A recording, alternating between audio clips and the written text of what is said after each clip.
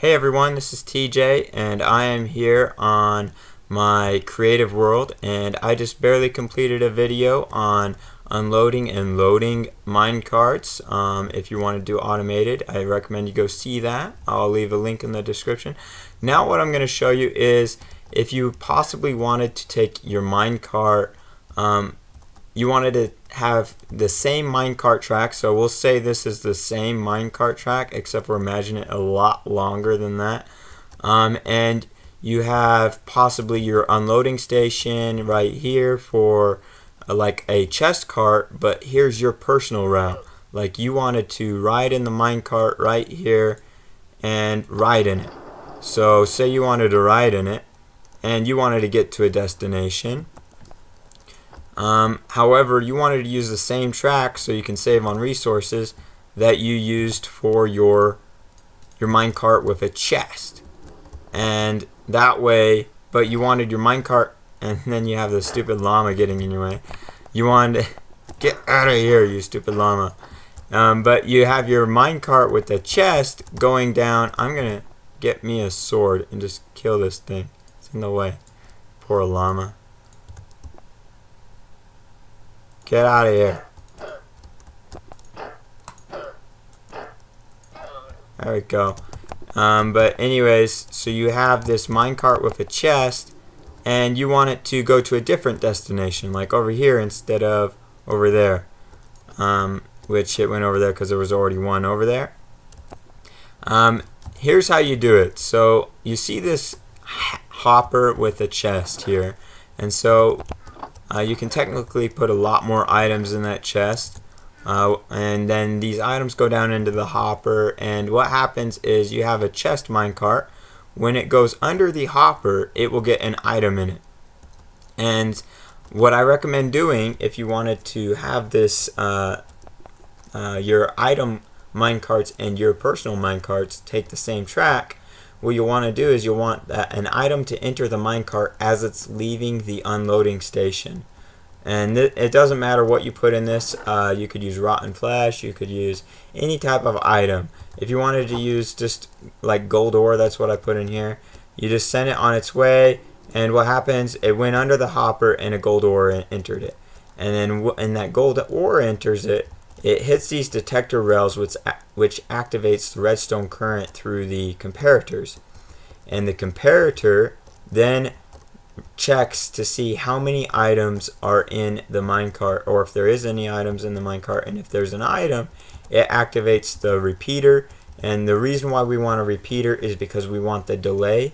And then say maybe the delay is too short, too long, you can go ahead and adjust it so that it works. But we want the delay to this intersection here to be, I'll give you an example.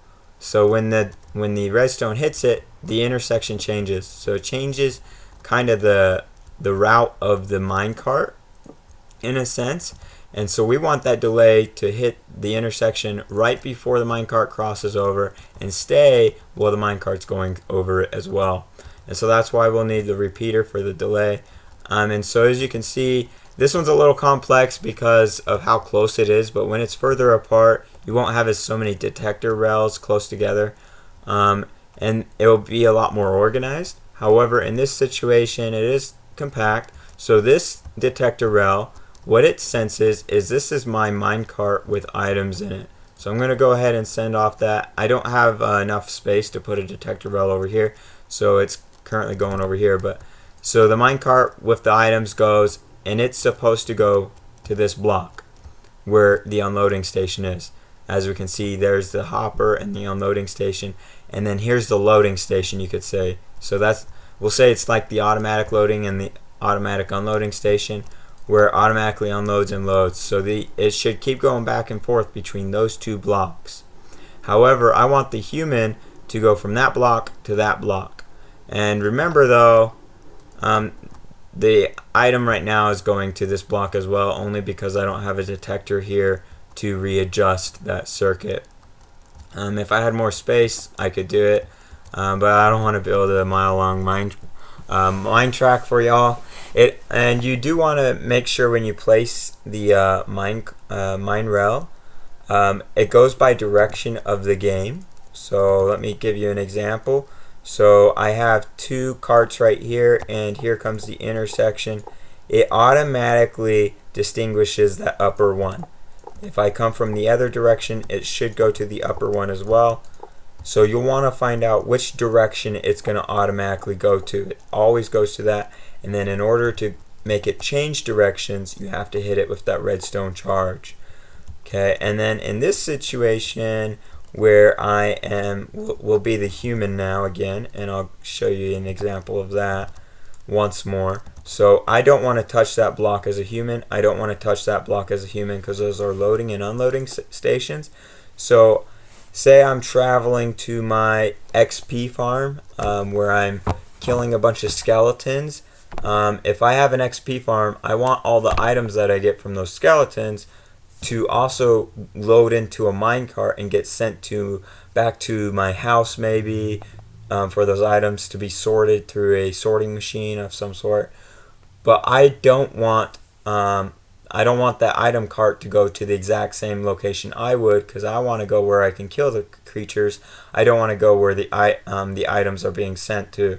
So I get sent along the way, and it takes me directly to the block I want to go because it didn't detect items inside me.